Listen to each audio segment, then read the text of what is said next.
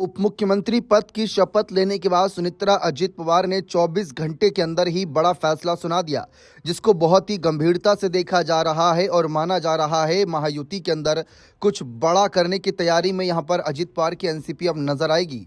जी हां, अजित पवार का सपना था कि वह मुख्यमंत्री बने, लेकिन क्या अब उनके निधन के बाद उनके सपने को उनकी पत्नी सुनेत्रा पवार पूरा करेंगी? कोशिश तो जरूर जारी रहेगी, लेकिन इस बीच पहले बयान पर अगर हम गौर करें तो इससे माना जा रहा है कि राजनीतिक तौर पर उन्होंने काफी संदेश दिए। उन्होंने कहा कि सार्वजनिक जिम्मेदारी गंभीरता और कर्तव्य भाव से स्वीकार की है।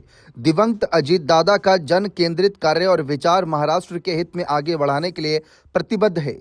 किसानों, मजदूरों, महिलाओं, युवाओं और समाज के वंचित वर्गों के लिए उनके पूरे जीवन भर किए गए कार्यों को याद करते हुए पवार ने कहा कि ये उनके विचारों से प्रेरणा लेते हुए शिवाजी महाराज, शाहू महाराज, महात्मा फूले और डॉक्टर बी.आर. अम्बेडकर के आदर्शों के प्रति प्रतिबद्ध रहेंगी। उप मुख्यमंत्री पद की शपथ लेने के बाद सुनेत्रा अजीत पवार ने कहा कि अजीत दादा का असमय निधन उनके व्यक्तिगत जीवन में गहरा शोक लेकर आया है और पूरे राज्य में शोक की लहर दौड़ गई, लेकिन उन्होंने जो कर्तव्य निष्ठा और संघर्ष में धैर्य और जनता के प्रति निष्ठा दिखाई, वहीं उनके सार्वजनिक जीवन की मार्गदर्शक शक्ति बनी रहेगी। पवार ने यह भी कहा कि ईमानदारी, पारदर्शिता और जनता केंद्रित दृष्टिकोण के साथ उनके अपने सपनों का न्यायपूर्ण, समावेशी और विकसित महाराष्ट्र बनाने का प्रयास करेंगी। उप मुख्यमंत्री ने कहा कि इस कठिन समय में महाराष्ट्र के लोगों द्वारा दिखाया गया प्यार, विश्वास और समर्थन उनके सबसे बड़ी ताकत है। उन्होंने यह कहा कि इस विश्वास के साथ वे अजीत दादा के आदर्शों को जीवित रखते हुए नई ऊर्जा और आशा के साथ आगे बढ़ेंगी। अब नई ऊर्जा और आशा से यहां पर यही तात्पर्य निकाला जा रहा है कि कहीं ना कहीं उनकी नजरें कुछ बड़े पदों पर रहेंगी। किसानों के हित के लिए योजनाओं का प्रभावी कार्यान्वयन, युवाओं के लिए अवसरों का सृजन, महिलाओं का सशक्तिकरण और आम लोगों के जीवन स्तर में सुधार उनकी सर्वोच्च प्राथमिकता होगी।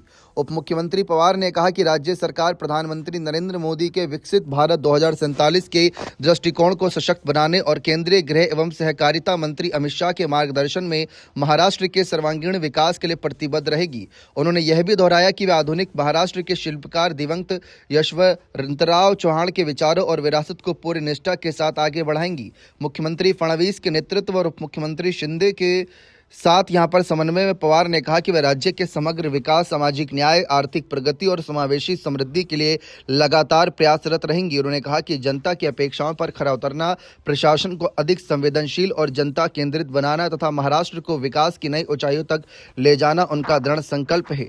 शरद पवार पर उन्होंने फिलहाल अभी तक कोई बयान नहीं दिया, लेकिन शरद पवार ने उन पर बयान दिया था कि उनके उप मुख्यमंत्री बनने की जानकारी उनको नहीं थी और पार्टी विलय को लेकर यहाँ पर शरद पवार की एनसीपी काफी दिलचस्पी जता रही है। लेकिन अजीत पवार की निधन के बाद उनकी पत्नी सुनेत्रा ने उप मुख्यमंत्री पद संभालने के बाद इस पर कोई संदेश नहीं दिया है। बने रहे चैनल के साथ, बहुत बहुत शुक्रिया।